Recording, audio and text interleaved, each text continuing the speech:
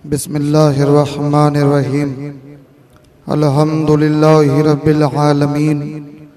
अस्सलातु वस्सलामु अला अशरफिल अंबिया वल मुरसलीन खातिमुन नबिय्यीन रहमतुल लिल आलमीन अबिल कासिम मुहम्मद सल्लल्लाहु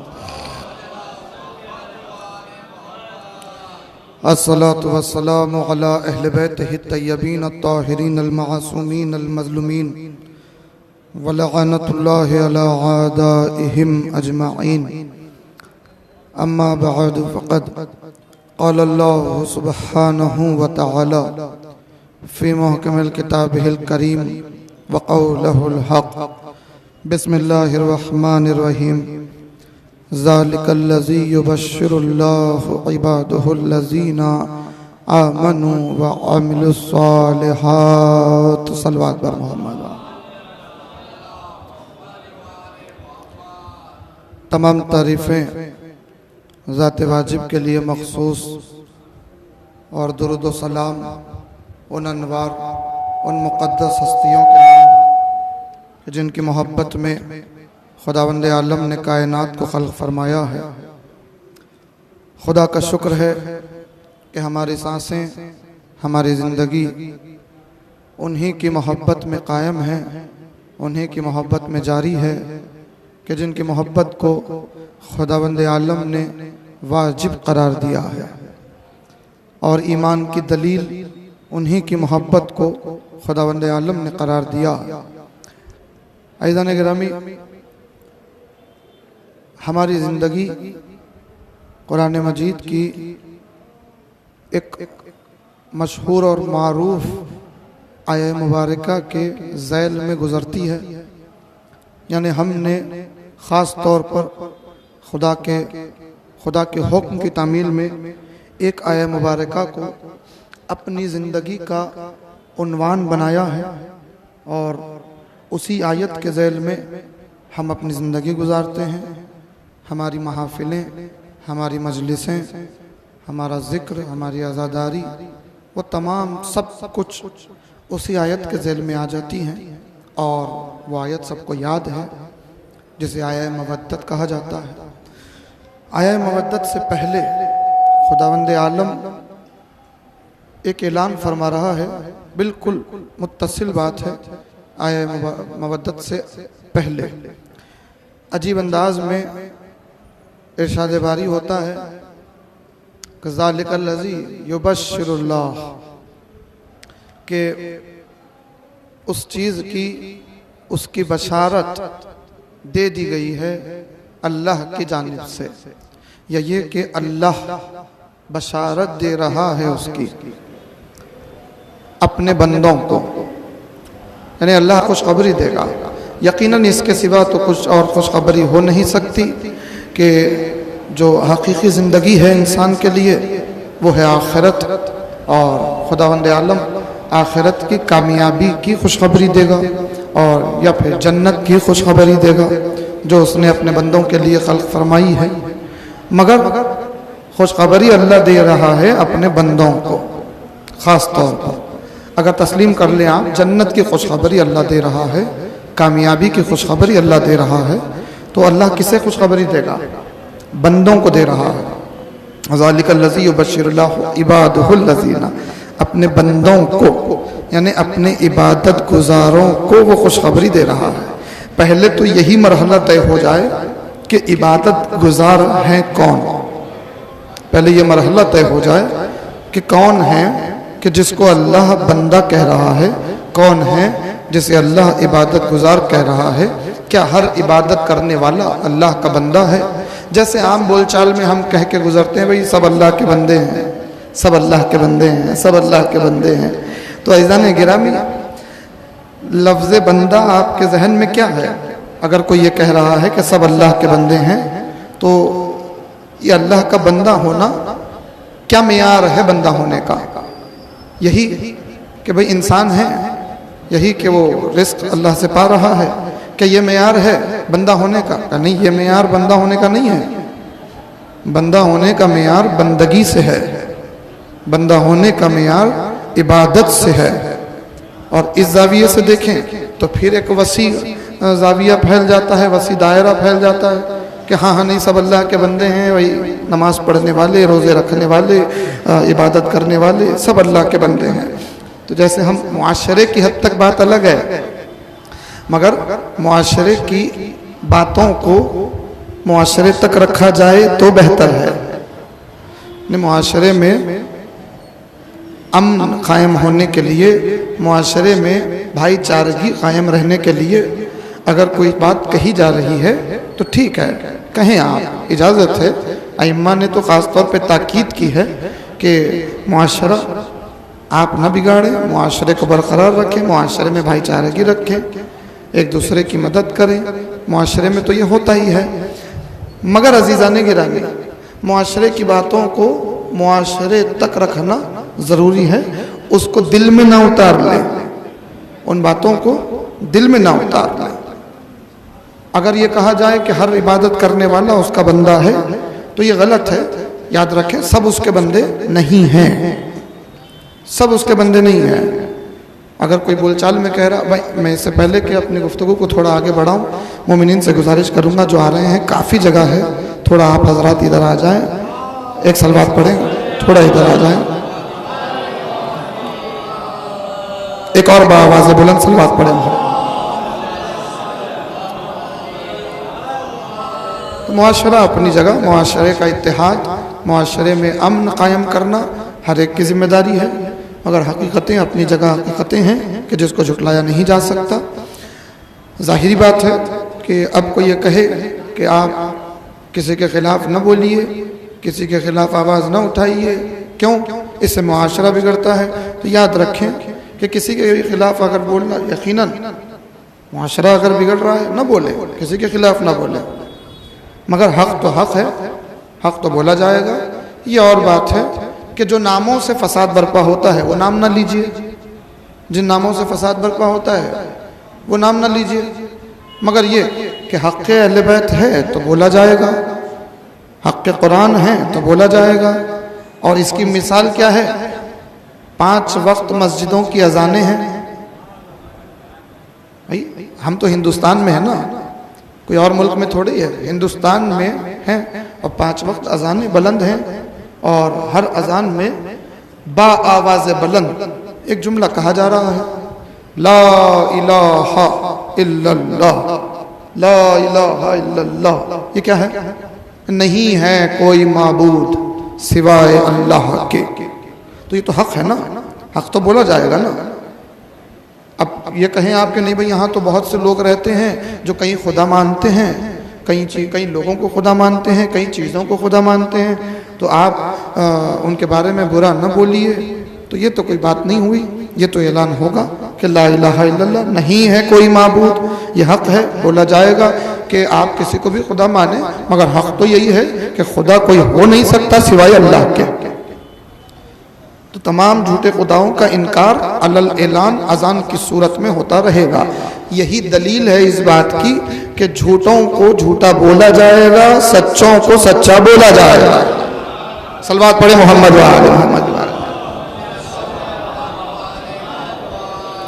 ये इबादत का जुज़ है, ये जुज़्व इबादत है अज़ीज़ान गिरामी। बहरहाल तो हर कोई बंदा नहीं है अल्लाह का। आप ये ना कहें भाई सब अल्लाह के बंदे हैं, नहीं नहीं, सब अल्लाह के बंदे नहीं हैं, सब अल्लाह की मखलूक है। मखलूक होने में, बंदा होने में बड़ा फ़र्क है। अल्हम्दुलिल्लाहि रब्बिल आलमीन, ऐ आलमीन के पालने वाले तेरे लिए तारीफ़ें हैं। तो वो आलमीन का पालने वाला है और वो सबको खल्क़ कर रहा है, तो वो खालिक है, सब उसकी मखलूक है ना। वो रिज़्क़ दे रहा है तो वो राज़िक़ है, सब मरज़ूक़ है।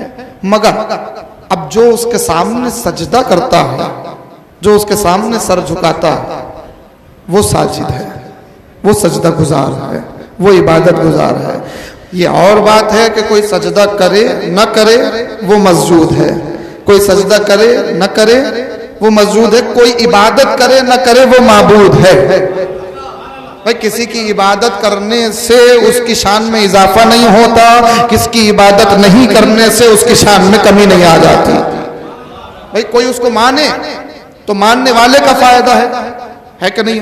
भाई कोई उसको मान रहा है, उसकी तौहीद मान रहा है, उसके सामने सजदा कर रहा है, कोई उसकी इबादत कर रहा है, नमाजें पढ़ता है, रोजे रखता है, खैरात अदा करता है, वो तमाम अमाल जो उसने कायम किए हैं वो तमाम जिंदगी के जावियों को पूरा कर रहा है, तो ये किसका फायदा है? जिसकी इबादत की जा रही है उसका फायदा है? नहीं, जो इबादत कर रहा है उसका फायदा है। उसका, जिसकी इबादत हो रही है उसका फायदा नहीं है। वो तो माबूद है, वो तो खालिक है, हमेशा से है, हमेशा रहेगा। जो इबादत करे उसका फायदा मालूम हुआ, जो उसे माने उसका फायदा, जो नहीं मानता उसका नुकसान। बात तय हो गई। तो अब उसने जिसे हादी बनाया है, उन हादियों को अगर कोई माने तो मानने वाले का फायदा, उन हादियों का कोई इनकार करे तो इनकार करने वालों का नुकसान। मतलब ये कि अगर अली को कोई जानशीन रसूल मानता है तो मानने वाले का फायदा, अगर कोई जानशीन रसूल नहीं मानता तो अली का कुछ नहीं बिगड़ेगा, नहीं मानने वाले का नुकसान होगा। सलवात पढ़े मोहम्मद वाले मोहम्मद। बहरहाल सीधी सी बात है अज़ीज़ान गिरामी, ऐलान तो होता है, बिला फसल का ऐलान होता रहेगा, हमेशा से होता है, हमेशा होता रहेगा। बहरहाल तो हम गुफ्तगू कर रहे थे इबादत, और इबादत बहुत वसी मौजू है। हर कोई बंदा नहीं होता जो इबादत करता है वो बंदा, मगर हर इबादत करने वाला भी बंदा नहीं होता। आज दुनिया में बहुत सी इबादत करने वाले मौजूद हैं, क्या सब बंदे? नहीं, सब बंदे नहीं है। इबादत करने वाले की 3 किस्में इमाम ने बयान की हैं। मैं एक रिवायत नजर कर रहा हूँ, ये रिवायत नहजुल बलागा में मौलाए कायनात से मरबूत है, और हमारे और कुतुब में एक जगह इमाम हुसैन से मंसूब है, और काफ़ी में छठे इमाम से मंसूब है। यही रिवायत है, 3 अइम्मा से ये रिवायत मंसूब है कि अइम्मा फरमाते हैं, नहजुल बलागा में अली फरमाते हैं, दीगर कुतुब में इमाम हुसैन फरमाते हैं, काफ़ी में छठे इमाम फरमाते हैं। एक ही रिवायत, एक ही अंदाज का 3 किस्म के इबादत करने वाले हैं। इमाम ने फरमाया इबादत गुजारों की किस्मों में 3 किस्म के लोग हैं जो इबादत कर रहे हैं। का मौला बयान फरमाए वो कौन है? का पहली किस्म ऐसी है कि इबादत गुजारों की पहली किस्म ऐसी है कि ये तिजारत वाली इबादत करते हैं। दूसरी किस्म ऐसी है ये गुलामों वाली इबादत करते हैं। तीसरी किस्म ऐसी है जो आजाद फिक्र वालों की इबादत है। अब इसकी तशरीह इमाम ने फरमाई कि तिजारत वालों की इबादत कैसी है ना, ये इबादत कर रहे हैं जन्नत की लालच में, ये इबादत कर रहे हैं आखिरत की आसाइश में, आराइश के लिए ये इबादत करते हैं, सिर्फ और सिर्फ नेमतों के हुसूल के लिए। ये तिजारत वाली इबादत है।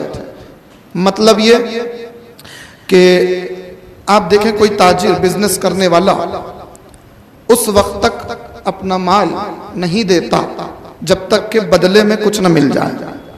ये तिजारत है ना, इसी को तिजारत कहते हैं। पूरी तवज्जो। इमाम इशारा कर रहे हैं कि कुछ लोग ऐसे हैं कि जो तिजारत वाली इबादत कर रहे हैं, यानी इबादत करते ही हैं ये सोच के कि ये करेंगे तो ये मिलेगा, ये करेंगे तो ये मिलेगा, है ना, इतनी रकत पढ़ो ये मिलेगा, इतने सजदे करो ये मिलेगा, इतने रोजे रखो ये मिलेगा, ये मिलेगा, ये मिलेगा। तो ये जो मिलने की सूरत में इबादत कर रहे हैं, इमाम कह रहे हैं ये ताजिरों की इबादत है। मतलब ये आप देखें किसी ताजिर को, किसी बिजनेसमैन को, कि उसे यकीन हो जाए कि मैं जो माल दे रहा हूं इसके बदले में कीमत नहीं मिलने वाली, तो क्या वो अपना माल देगा? क्या वो अपना सामान देगा? नहीं देगा। तो इमाम इसी तरफ इशारा फरमा रहे हैं कि अगर इबादत जो कर रहा है उसको पता चल जाए कि उसकी रकतों के बदले में जन्नत नहीं मिलने वाली, उसकी नमाजों के बदले में उसको नेमतें नहीं मिलने वाली, अल्लाह ये चीजें जो बयान हुई है वो सब नहीं देने वाला, तो ये ऐसा बंदा है जो इबादत करना भी छोड़ देगा। ये इबादत नहीं करेगा, ये सजदे नहीं करेगा, अगर इसे पता चल जाए कि इसकी इबादतों के एवज में इसे कुछ नहीं मिलने वाला। और दूसरी किस्म इमाम ने बयान की गुलामों वाली इबादत। मौला ये क्या है? कहा जहन्नम के डर से इबादत करने वाले, महशर और आखिरत की सख्तियों को ही नजर में रख के सर झुकाने वाले, इन्हें डर वाली इबादत, डर डर के इबादत करना सख्तियों से बचने के लिए।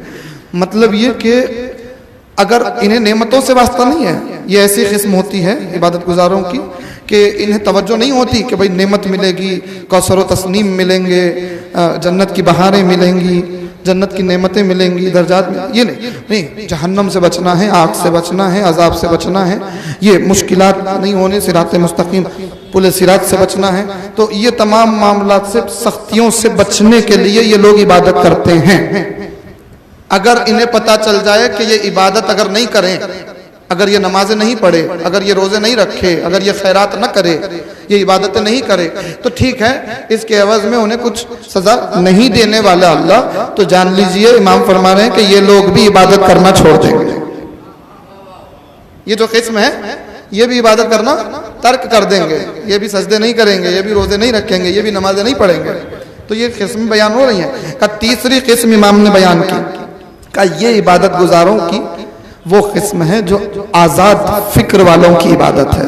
मतलब ये कि नेमतें परवरदिगार देगा, यकीन है, जहन्नम से महफूज रखेगा, यकीन है, मगर ये इबादत जब करते हैं तो वो जन्नत और नेमतों की लालच में नहीं, जहन्नम के आग से बचने के लिए नहीं करते, सिर्फ और सिर्फ अपने माबूद की शान को जहन में रख के उसे लायक़े इबादत जानकर इबादत करते हैं। ये इबादत अपने माबूद की मारिफत के साथ उसे लायक़े इबादत जान के इबादत कर रहे हैं। अब उसे लायक़े इबादत कैसे जान सकता है कोई? जब उसकी मारिफत होगी। अब उसकी मारिफत के लिए देखिए, अल्लाह मजलिसी रूहुल हयात किताब, और इसमें एक हिकायत बड़ी ज़बरदस्त मैं पेश कर दूं कि हज़रत मूसा कलीमुल्लाह एक मकाम से जा रहे थे और उन्होंने महसूस किया कि करीब सहरा से वो गुजर रहे हैं, वहाँ एक गार है, उस गार में एक बूढ़ा आदमी बैठा है, 100 साल का है, 100 साल से ज़्यादा उसकी उम्र है, 100 साल से तो वो इबादत कर रहा है, 100 ईयर्स से तो वो इबादत में मसरूफ़ है। मूसा का दिल चाहा कि चलो उसको सलाम कर लें, उससे मुलाकात कर लें, पूरी तवज्जो अज़ीज़ान गिराम। अब वो गया, इबादत गुजार को हज़रत मूसा गए सलाम करने के लिए। जैसे ही उस गार के दहाने पे पहुंचे, सलाम किया, तो उसने जवाब सलाम देकर, एक सलवात पढ़ें आप हज़रत मोहम्मद व आले मोहम्मद, जवाब सलाम देकर बिल्कुल अलग लहजे में तेवर बदल के पूछा, कौन है, क्यों आए हो? तो मूसा ने कहा, भाई मैं कलीमुल्लाह हूँ, मैं मूसा हूँ, अल्लाह का नबी हूँ, तुम्हारा दीदार करने के लिए आया हूँ, सुना है कि बहुत बड़े इबादत गुजार हो। कहा, तुम क्या जानो मूसा, 100 साल से इबादत कर रहा हूँ। कहा, अच्छा माशाअल्लाह, 100 साल, 100 ईयर्स, ओहो बड़ी बात है भाई। तो उसने पूछा, ठीक है मूसा तुम कलीमुल्लाह हो, अल्लाह से कलाम करते हो? कहा, हाँ बिल्कुल कलाम करता हूँ। कहा, जाओ जरा अल्लाह से मालूम करके आओ कि 100 ईयर्स की इबादत, 100 साल की इबादत के बदले में वो अल्लाह मुझे, मेरा माबूद मुझे क्या देने वाला है। मुझे 100 साल की इबादत के बदले में अल्लाह क्या देने वाला है, जरा मालूम करके आओ। मूसा ने कहा, ठीक है भाई, क्यूरियोसिटी बड़ी। कहा, ठीक है मालूम कर लेते हैं भाई, सही में इसका सवाल, 100 साल की इबादत, अल्लाह क्या क्या देगा इसको। मूसा पहुंचे तूर पर, सवाल अर्ज किया खुदा की बारगाह में, और निदा आई, क्या मूसा इसका जवाब हम अभी नहीं देंगे, आप चले जाएं, कल सुबह आइएगा, कल सुबह हम इसका जवाब देंगे। मूसा ने कहा, ठीक है मेरे परवरदिगार, जैसे तेरी मर्जी। चले गए मूसा। समझ गए कि कोई राज है, कोई कुछ ना कुछ तो बात है कि खुदावंद आलम दूसरे दिन इसका जवाब देने वाला है। अब वाकया ये है कि वो जो आदमी था इबादत गुजार, उसे प्यास लगी, और जैसे ही प्यास लगी उसने देखा पानी खत्म हो गया। वहाँ करीब सहरा में एक नहर बहती थी, अक्सर वहीं से वो पानी लाता था और पीता था। उसने सोचा चलो जाके पानी ला लेते हैं। ये उठा और उठ के जाने लगा। जब जाने लगा तो जिंदगी में पहली बार वो रास्ता भटक गया। जो 100 साल से जाके पानी पीता था जहाँ से, वो रास्ता भटक गया। अब भटक के इधर उधर सहरा में घूमने लगा, कहीं पानी मिल ही नहीं रहा है, प्यास भी बढ़ रही है, पानी की तलाश भी हो रही है, रास्ता भटक गया है, परेशान ज़ईफ़ी, ऐसे आलम में बिल आखिर जमीन पे गिर गया। अब सांसें टूटने वाली हैं, दम निकलने वाला है प्यास के आलम से, बेखरार बेचैन। इसी असना में उस ज़ईफ़, उस इबादत गुजार ने महसूस किया कि कोई शख्स जा रहा है सामने से। फौरन इसने उसे देख के फरियाद की, क्या है भाई, अगर थोड़ा पानी है तो पिला दे, मेरी जान बच जाएगी। तो उस शख्स ने कहा पानी तो है थोड़ा सा, मगर मैं क्यों दूं पानी तुमको, किस लिए दूं? कहा भाई मेरी जान चली जाएगी, मेरी सांसें अटकी पड़ी हैं, थोड़ा पिला दे पानी ताकि मेरी सांसें बच जाए, मेरी जिंदगी बच जाए। उसने कहा फ्री में तो नहीं दूंगा, मुफ्त में तो नहीं दूंगा, कुछ बदले में दे ताकि मैं तुझे पानी दूं। कहा मेरे पास कुछ है ही नहीं देने के लिए। कहा नहीं तो मैं नहीं दूंगा, कुछ अजीम, कुछ अहमियत वाली चीज तेरे पास है तो वो दे, उसी के बदले में पानी दूंगा। बता तेरे पास सबसे अजीम चीज क्या है जिस पर तुझे फख्र है? तो उसने कहा मेरे पास तो 100 साल की इबादत है और उसके अलावा कुछ नहीं है। कहा ठीक है, मैं बिल्कुल एक गिलास पानी, 1 ग्लास ऑफ वाटर दूंगा और तुझे सौदा कबूल करना पड़ेगा कि 100 साल की इबादत का सवाब मुझे दे दे, मैं 1 गिलास पानी तुझे दूं। ये सोच में पड़ गया, अब सांसें टूटने वाली हैं, प्यास से गैर हाल हो गया है।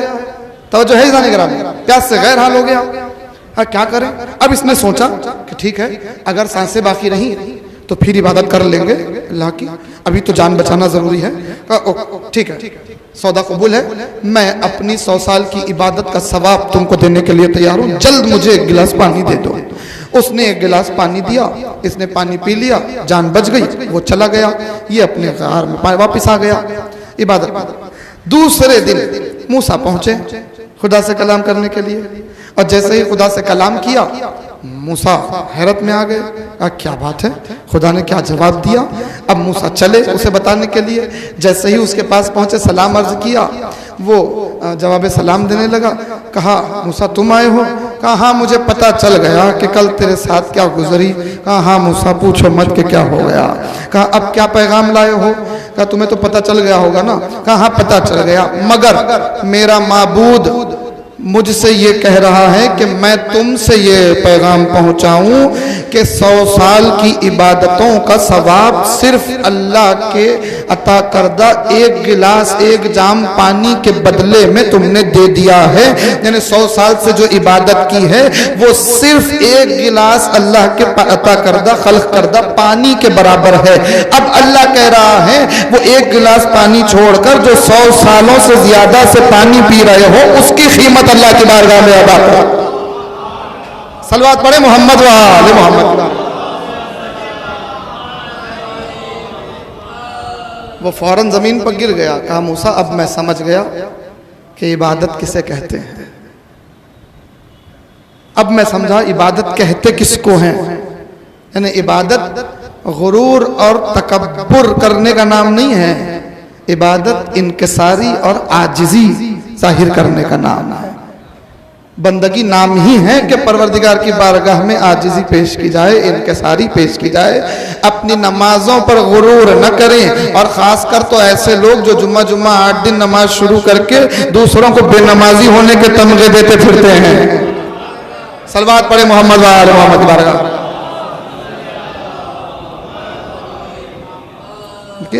इबादतें गुरूर नहीं सिखाती, इबादतें इनकिसारी सिखाती हैं।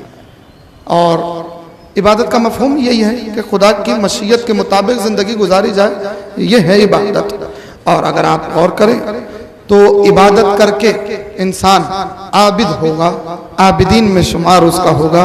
मगर रसूलुल्लाह अपने असहाब के साथ एक दिन बैठे हैं और महशर के हालात बयान कर रहे हैं, और महशर के हालात बयान करते करते रसूलुल्लाह ने बयान किया कि सुनो कि महशर में ये होगा, ये होगा, ये होगा, ये होगा, फिर ये होगा कि तमाम अंबिया जमा होंगे, तमाम खलाइक मौजूद, और परवरदिगार की आवाज गूंजेगी, ऐना ज़ैनुल आबिदीन, ऐना ज़ैनुल आबिदीन, कहाँ है इबादतों की जीनत। तो रसूलुल्लाह कहते हैं कि जैसे ही ये निदा होगी, अंबिया के दरमियान से, खलाइक खुदा के दरमियान से एक फर्द करामा बड़ी शान और शौकत के साथ आगे बढ़ता हुआ नजर आएगा, और सब उसकी जियारत करेंगे कि वो इबादतों की जीनत, इबादत गुजारों की जीनत है। यानी इबादतें जिंदा होगी तो उसी की वजह से, इबादतों का क़याम बाकी रहा तो उसी की वजह से।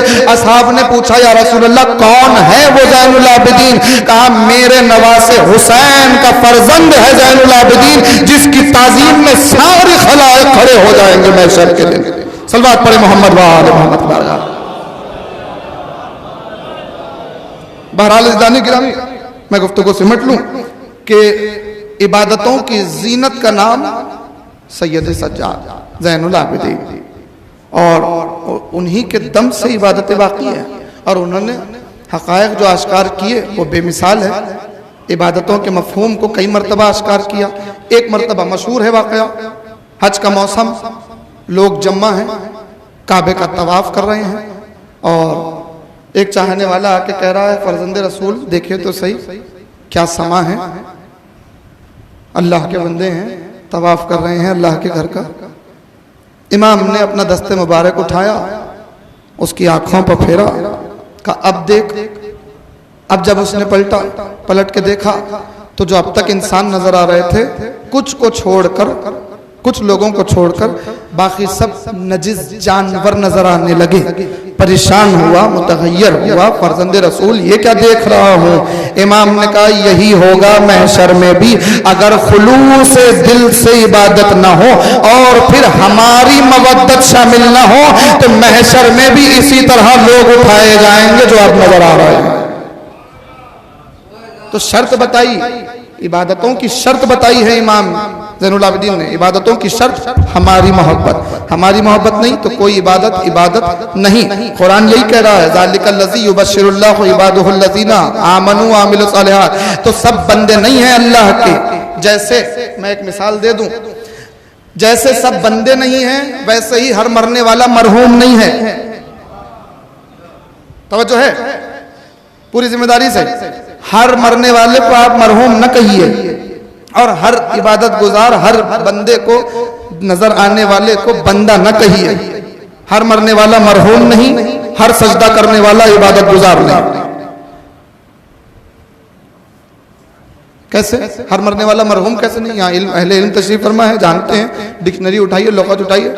मरहूम का मतलब है वो कि जो रहमत इलाही में पहुंच गया हो, रहम से बनता है मरहूम। मरहूम का मतलब है रहमत याफ्ता, मरहूम का मतलब है जो जवारे रहमत में जगह पा गया हो। तो जवारे रहमत में हर कोई जगह नहीं पा सकता।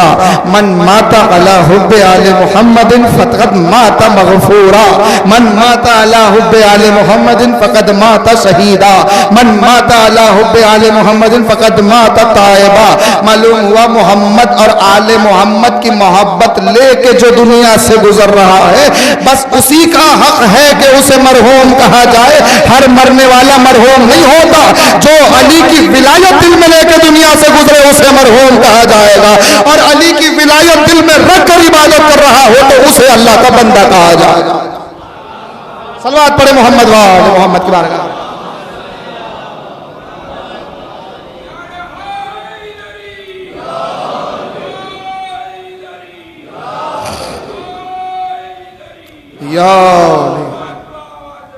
अल्लाहुम्मा सल्ली अला। हज़रत मोमिनीन जो बाहर से आ रहे हैं उनको आने में थोड़ी तकलीफ़ हो रही है, जो बाहर सहन में हैं, मेरी मुअद्दिबाना गुजारिश है कि यहाँ बहुत जगह है, थोड़ा सा आप हज़रात ज़हमत उठा लें, थोड़ा इधर आ जाएं ताकि आने वाले मोमिनीन के लिए बआसानी जगह बन सके। एक बावाज़ बुलंद सलवात पढ़े मोहम्मद व आले मोहम्मद की बारगाह। काफ़ी की एक रिवायत में अर्ज करके आगे बढ़ूँ अज़ीज़ान गिरामी। सूले काफ़ी में ख़ास तौर पर ऐसे लोगों के लिए इमाम ने बयान फरमाया कि ऐसा शख्स जो मनसूस मिनल्लाह इमाम की मोहब्बत और मारिफत के बगैर इबादत करे, उसका क्या अंजाम होगा। तो इमाम बयान फरमाते हैं उसकी मिसाल उस बकरी के जैसी है।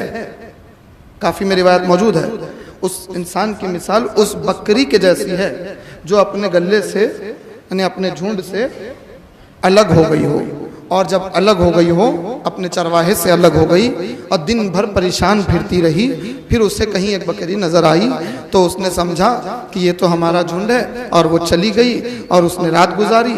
मगर सुबह जब दूसरा चरवाहा अपने गले को लेके निकला और उसने उस बकरी को देखा तो उसे अलग कर दिया, ये कहते हुए कि जा अपने चरवाहे के पास जा, वरना लोग मुझ पे इल्जाम लगा देंगे, निकल जा यहाँ से। जब उसे अलग किया तो वो परेशान होकर फिरने लगी, अपने चरवाहे को ढूंढने लगी कि भाई चरवाहा मिले तो ले जाए, चरवाहे उसे उसकी भूख मिटाए। परेशान कुन फिर रही है और फिरते फिरते एक भेड़िए की नजर उस बकरी पर पड़ी और भेड़िए ने बढ़ के उसे खा लिया, चीर फाड़ के उसे रख दिया, उसको खत्म कर दिया।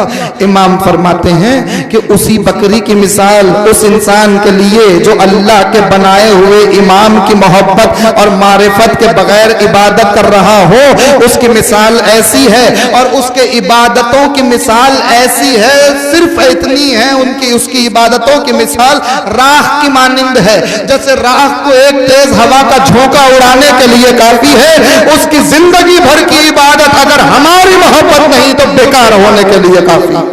सल्लल्लाहु पढ़े मोहम्मद वाले मोहम्मद।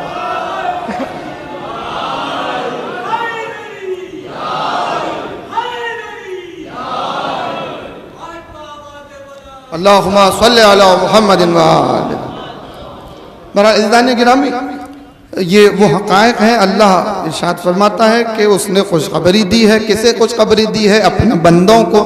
अच्छा, बंदों की तारीफ भी कुरान ही में उसने इसी आयत में कर दी है कि वही उसके बंदे हैं जिसके पास ईमान हो और अमल सालेह हो।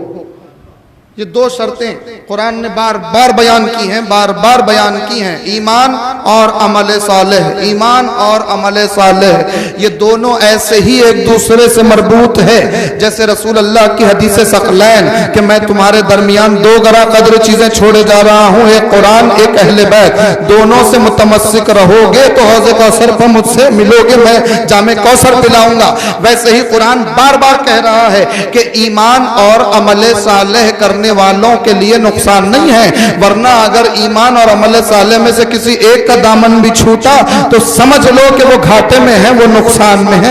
ये एक दूसरे से जुदा नहीं होने वाले। और इन हकायक को आबाद रखने के लिए लाजिम है कि हम अपनी अगली जनरेशन, छोटे बच्चे नौनिहालों तक इन पैगामात को पहुंचाए, अपने मजहब की तालीमात को पहुंचाए। बहुत जरूरी आज के दौर में पहले से ज्यादा जिम्मेदारी बढ़ गई है।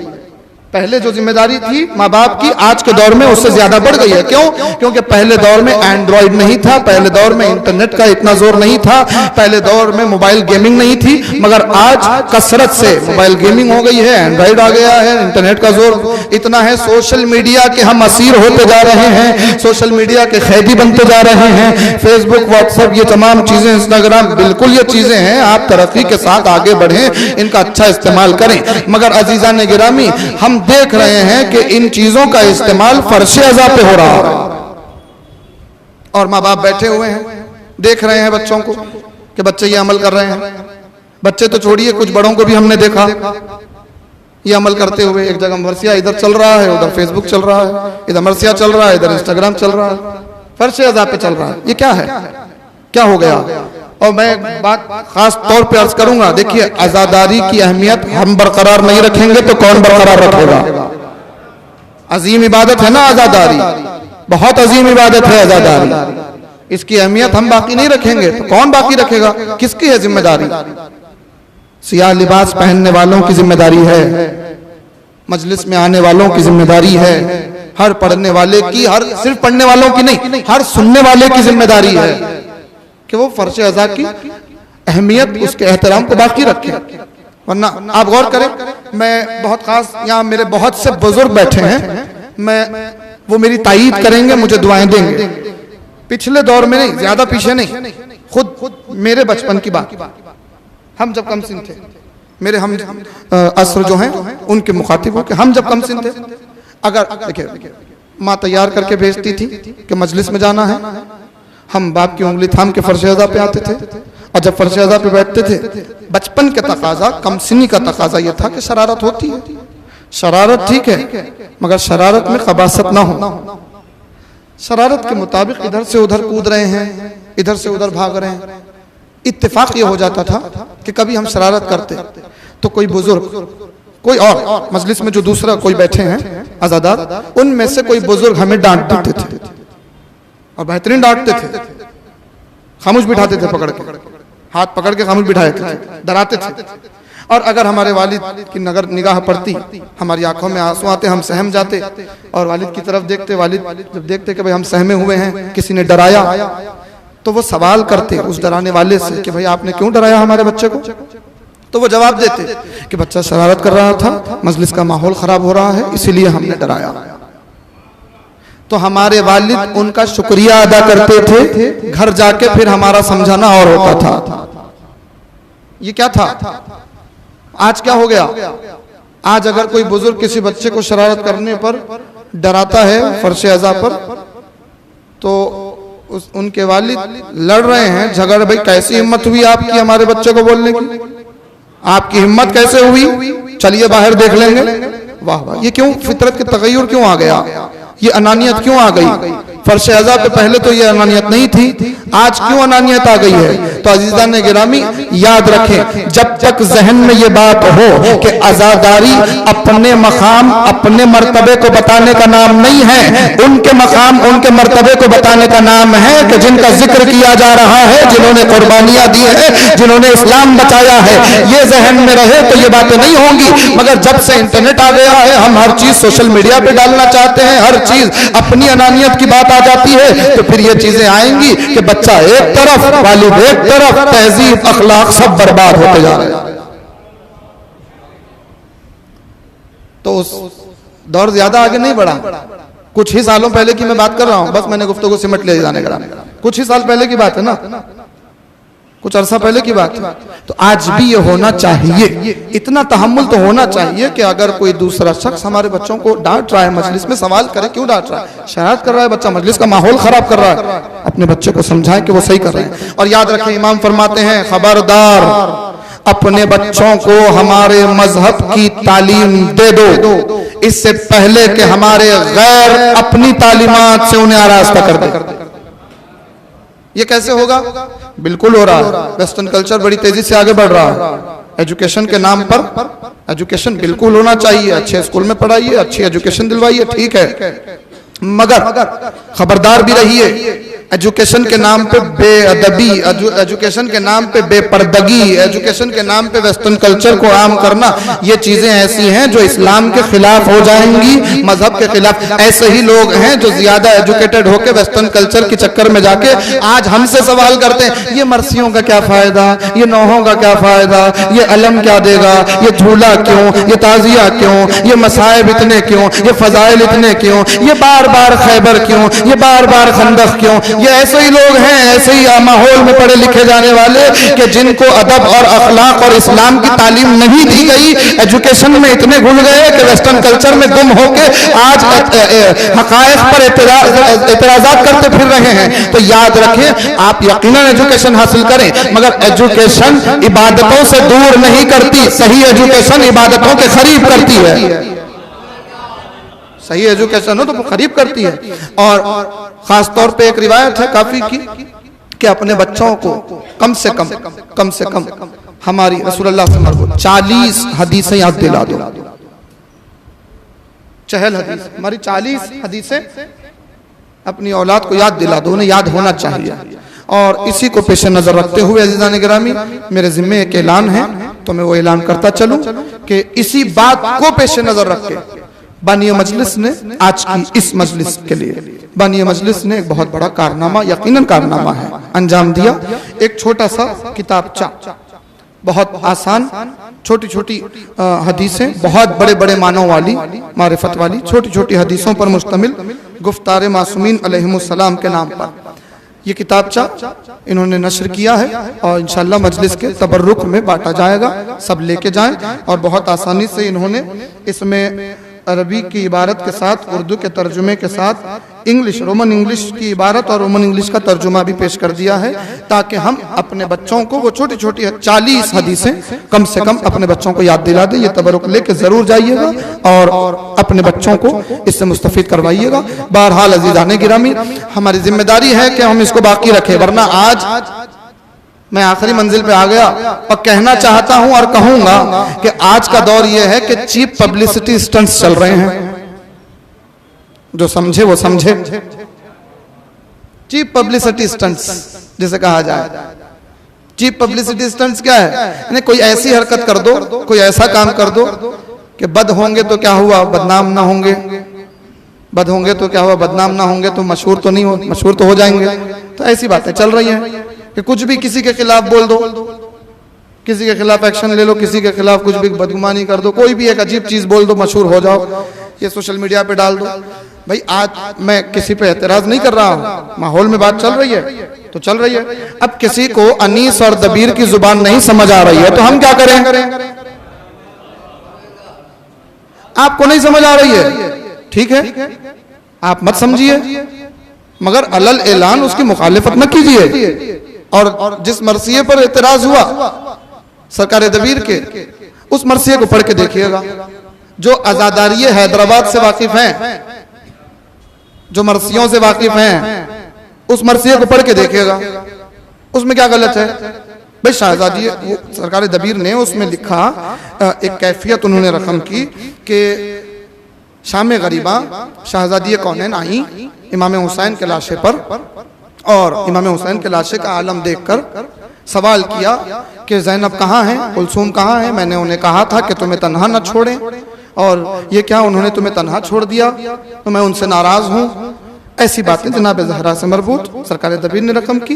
जब तमाम बातें कर चुकी शहजादी, तो अब इमाम हुसैन बयान कर रहे हैं कि अम्मा तुम वाकिफ नहीं हो कि मेरे बहनों के साथ क्या जुल्म हुआ।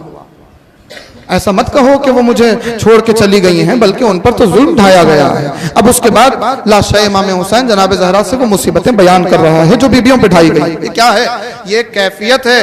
एक माँ के फितरी तकाजे को, एक इंसानी फितरी तकाजे को सरकार दबीर ने रकम किया। अब आप कह रहे हैं शहजादी को नहीं पता था कि वो बीबियों पर क्या हुआ, तो क्या शहजादी ऐसे सवाल कर सकती हैं? अभी आपकी समझ है, शहजादी को पता जरूर है, मगर ये शायरी है, शायरी की जुबान होती है। अगर अनीस और दबीर की जुबान आपको समझ में नहीं आ रही है तो कोई बात है, आप मत समझिए, मत बोलिए उसके खिलाफ। पहले जुबान शायरी की समझिए, उसके बाद आवाज उठाइए। ये फितरत के तकाजे हैं अनीस और दबीर के कि जिन्होंने शायरी की जुबान में फितरतों के तकाजों को रखकर उन अहमियत की बातों को पहुंचाया है तक, उन कैफियतों को पहुंचाया।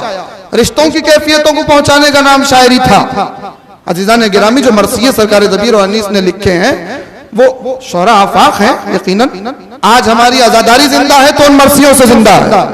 आप यहाँ आजादारी हैदराबाद की बात करूं, भाई जाकिर पहुंचे ना पहुंचे, अंजुमन आए ना आए, 4 बंद मरसिये के पढ़े गए, आंखों में आंसू निकल गए, मजलिस हो गई। अक्सर मकाम पे होता है। मरसिया जरूरी है हमारे मजलिसों के लिए। आजादारी को, और आजादारी होती ही शायरी में थी। जो बुजुर्ग वाकिफ हैं वो जानते हैं, अइम्मा ने मरसिये पढ़ाए अपनी जिंदगी में। अब आप कहें नहीं जुबान क्या है, जुबान तो फरजदक के मरसिये पर तनकीद कीजिए। फरजदक भाई मलून बैठा है शाम का, चौथे इमाम हज करने के लिए आए, इतना मजमा है कि जगह ही नहीं है जाने के लिए। वो बैठा है कुर्सी पे इंतजार में कि जगह बने, लोग छटे तो वो जाए हजरे अस्वद का बोसा ले। उसने देखा कि खुद ब खुद ऐसे रास्ता बन रहा है जैसे मूसा के लिए दरिया में बना था। अब जैसे ही रास्ता बना, उसने देखा कि एक शख्स आगे बढ़ रहा है, सब लोग हट के रास्ता दे रहे हैं। वो बादशाह था ना, हाकिम था, लग गई उसे। उसने फौरन जो है अजीब मिजाज का इजहार कर दिया, और उसी के चमचे ने, उसी के सिपाही ने उसको चिढ़ाने के लिए सवाल किया कि जानता है ये कौन है? तो उसने कहा मैं नहीं जानता ये कौन है। तो जैसे उसने कहा मैं नहीं जानता ये कौन है, फरजदक आगे बढ़े। फिल बदी फरजदक ने कसीदा लिखा, कहा फिल बदी, कहा कसीदा। फिल बदी पहला जुमला सुनिएगा, शायरी है। उन्होंने अरबी में शायरी की, और अरबी में शायरी करते हुए एक जुमला पहला कसीदे का, फिल बदी कसीदा, चौथे इमाम की शान में पढ़ते हुए पहला जुमला कहा, कोई जाने न जाने ये कौन है, हरम मक्के की जमीन इनके पैरों की चाप को पहचानती है। सलवात पढ़े मोहम्मद वाले मोहम्मद की बारगाह। अब जमीन का इमाम के पैरों की चाप को पहचानना आपके नहीं समझ आता तो मत समझिए। शायरी की अपनी एक जुबान होती है, अपनी एक सिन्फ है, उसमें फितरत के तकाजे अर्ज होते हैं। हर बात पे एतराज करने की जरूरत नहीं है। एतराजात करना है, बहुत सी चीजें हैं एतराजात करने की, उन पे एतराजात कीजिएगा। बहरहाल अजीजाने गिरामी, खुदा मरसिया लिखने वालों को, मरसिये लिखने वालों के दर्जात को बुलंद करे और उसको पेश करने वालों को आबाद रखे। इन मरसियों के जरिए जिंदगियां आबाद हैं, आजादारी आबाद है। मैं जिक्र सिमट चुका फरजदक को। अच्छा, एक और जुमला एक और शायर का याद आ गया, बस अहमद तमाम कर दूं। देबिल क़ज़ाई कितना बड़ा शायर है, जिसे इमाम अपनी जगह बिठा रहे हैं, खुद जमीन पे बैठ रहे हैं। उन्होंने 8वें इमाम की शहादत के बाद एक मरसिया कहा, सरकारे देबिल क़ज़ाई ने एक मरसिया कहा और उस मरसिये में एक शेर कहा अरबी में। उस शेर का तर्जुमा और फिर अपने मसाइल कि आप जानते हैं ना, 8वें इमाम को जहां दफन किया गया, मलून ये चाहता था, मामून ये चाहता था कि हारून की कब्र के पायंती इमाम को दफन किया जाए, मगर इमाम कह चुके थे कि यह मुमकिन है ही नहीं, ये हो ही नहीं सकता। तो कब्र खोदी गई तो कहीं भी कब्र बरामद नहीं हो पाई, कहीं बन नहीं पाई। बिलाखिर ये हुआ कि वो ही नीचे आ गया, इमाम की कब्र बुलंदी मकाम पे आ गई, सराहने के मकाम पे आई। खैर उसके बाद तो वो वासिल जहन्नम है, तो उसकी कब्र का क्या जिक्र। मगर चूंकि वो वहां दफन था पहलू में, किसके पहलू में? 8वें इमाम के पहलू में। तो देबिल ने मरसिया कहा इमाम की शहादत के बाद, और उस मरसिये में एक शेर कहा, और उस एक शेर का तर्जुमा मैं पेश करूं, मुलाहिजा कीजिएगा कि वो फरमाते हैं कि किसी भी नजिस के, किसी भी पाकीज़ा के पहलू में दफन हो जाने से ना उस पाकीज़ा के पाकीज़गी में कमी आती है, ना उस नजिस की नजासत में कमी आती है। अभी देबिल तो यहाँ मशहद के लिए कह रहे हैं, मगर इशारा देबिल का कहां कहां जा रहा है कौन समझेगा। चाहे बात मशहद की हो, चाहे मदीने की हो। सलवात पढ़े मोहम्मद वाले मोहम्मद की बारगाह।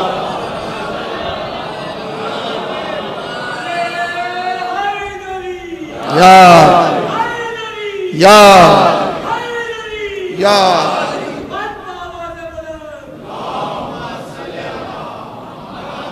बस मैंने जिक्र सिमट लिया आज जाने के में। तो ये इबादत है, ये मरसिया पढ़ना इबादत है, ये नौहा पढ़ना इबादत है, ये जिक्र इबादत है, ये मजलिसें इबादत है। इसी के दम से इबादतें बाकी हैं, आज़ादारी के दम से इबादतें बाकी हैं। हम इतनी दुआ ज़रूर करेंगे कि यकीनन जहाँ जहाँ जुल्म हो रहा है खुदा जालिमों को नीस्तो नाबूद करे, मगर बिलखुसूस इस वक्त पाकिस्तान पाराचिनार में जो आज़ादारों पर जुल्म ढाया जा रहा है, जो आज़ादारों के गले काटे जा रहे हैं, जो आज़ादारों पर पत्थर बरसाए जा रहे हैं, जो जुल्म ढाया जा रहा है, कई जवानों को कत्ल कर दिया गया। अजीज़ाने गिरामी, हम दुआ करते हैं कि जो शहीद हो रहे हैं उनके घर वालों को अल्लाह सब्र अता करे, और जो जुल्म कर रहे हैं खुदा उनको नीस्तो नाबूद करे। और जुल्म भी वीडियोस आ रहे हैं, आप देखें अल्लाहु अकबर के साथ, तो पता चल गया ना दुनिया को अल्लाहु अकबर बोल के जुल्म करने वाले कौन होते हैं।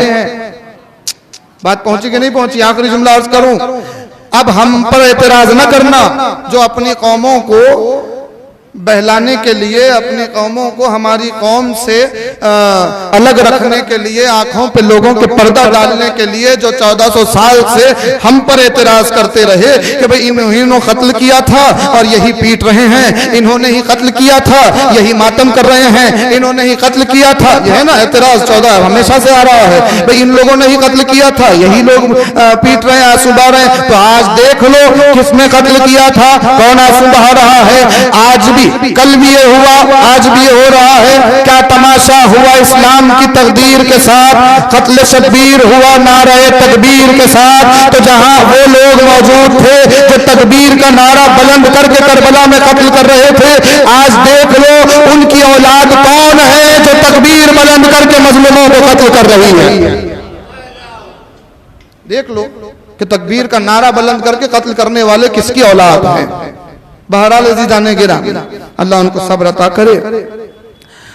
ये मजलूम का साथ चाहने वाले तो हमेशा देते रहे हैं, देते रहेंगे। और आज़ादारी बड़ी मुश्किलों से पहुंची है, आज़ादारी बाकी रहेगी इंशाअल्लाह। हमारी जिम्मेदारी है इसको कायम रखें और इस आज़ादारी को हम तक पहुंचाने वाले उस अजीम आज़ादार की शहादत का दिन है।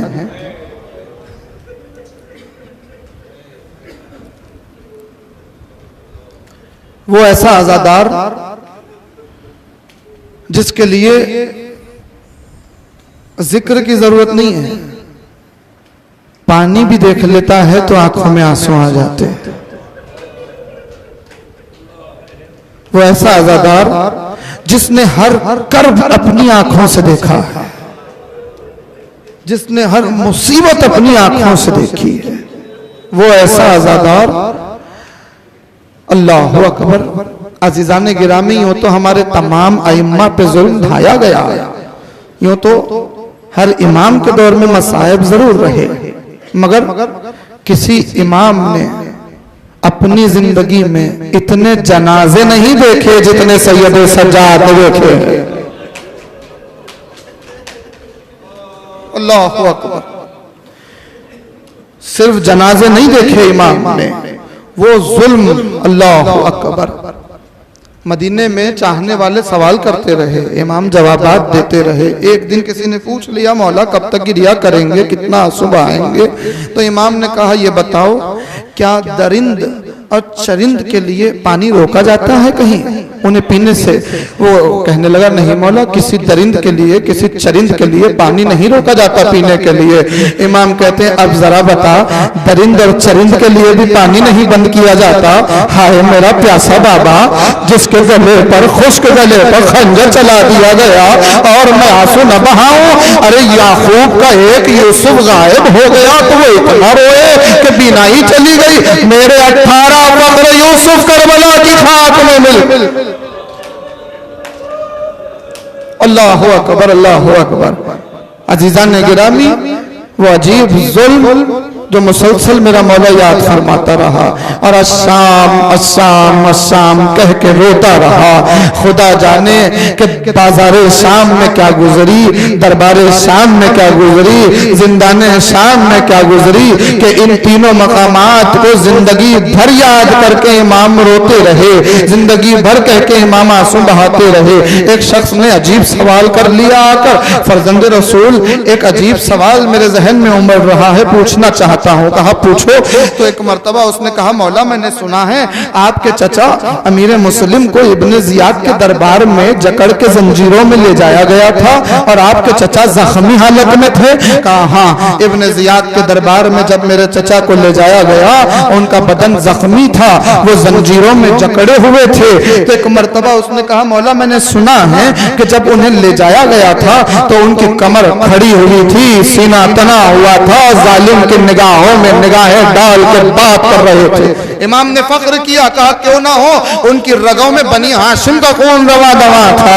एक मर्तबा उसने हाथों को जोड़ा, बड़ी तवज्जो अज़ादार हो, हाथों को जोड़ा, कहा मौला एक अजीब सवाल जहन में आ रहा है। कहा मैं जानता हूं तो क्या पूछना चाहता है, पूछ ले। हाँ, इशारा आप समझ गए। खुदा इन एहसासात को सलामत रखे, खुदा इन जज्बात को सलामत रखे।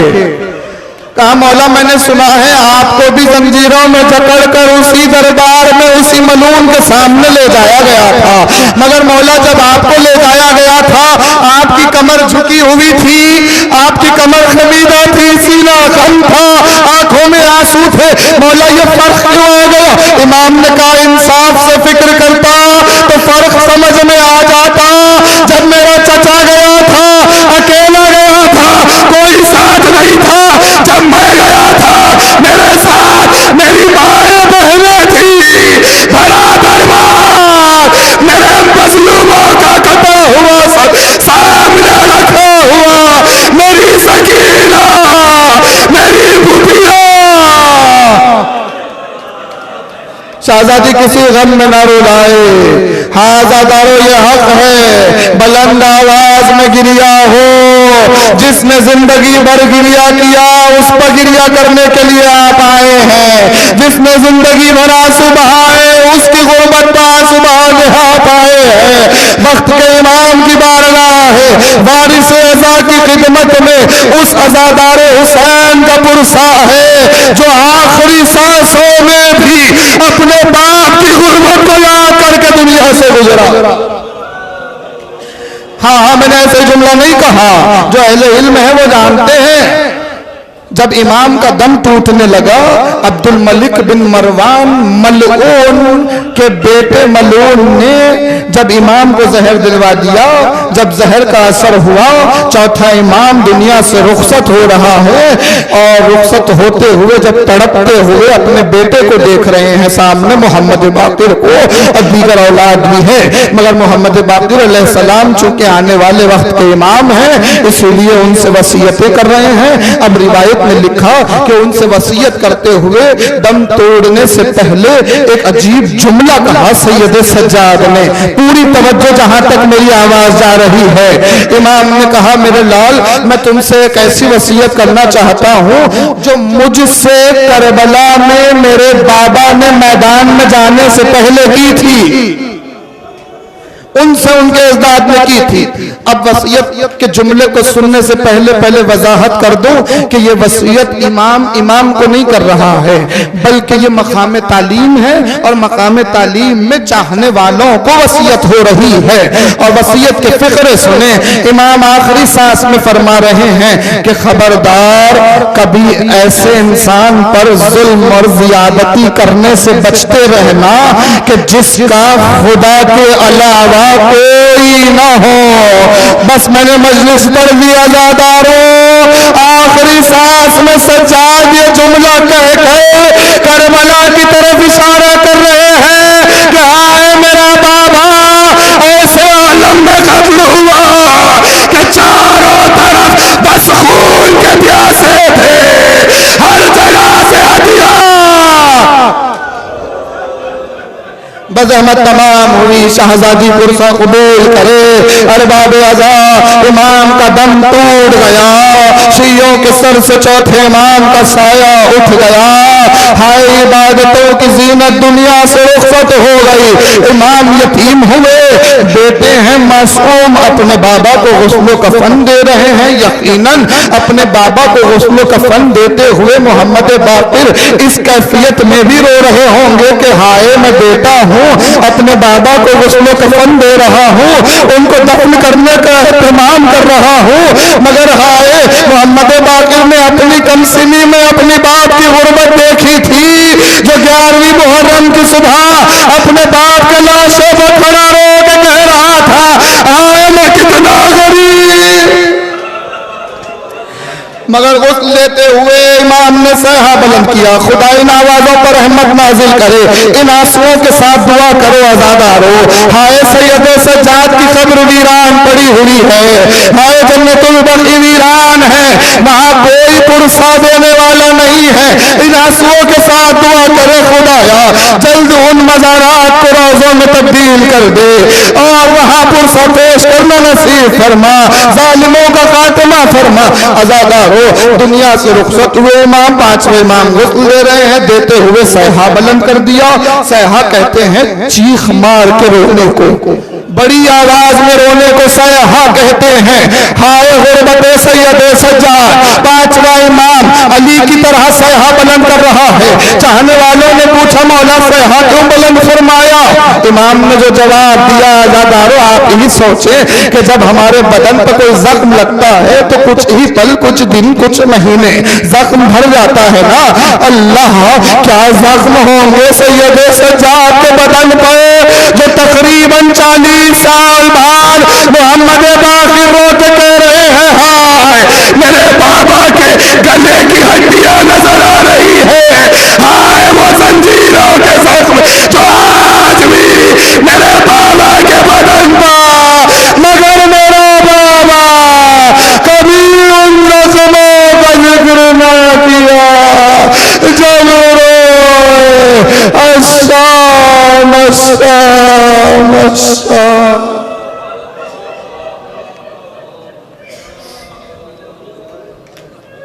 अला लअनतुल्लाहि अलल कौमिज़ ज़ालिमीन व सयअलमुल लज़ीना ज़लमू अय्यामिन क़लबी यनक़लबून। एक मजलिस किया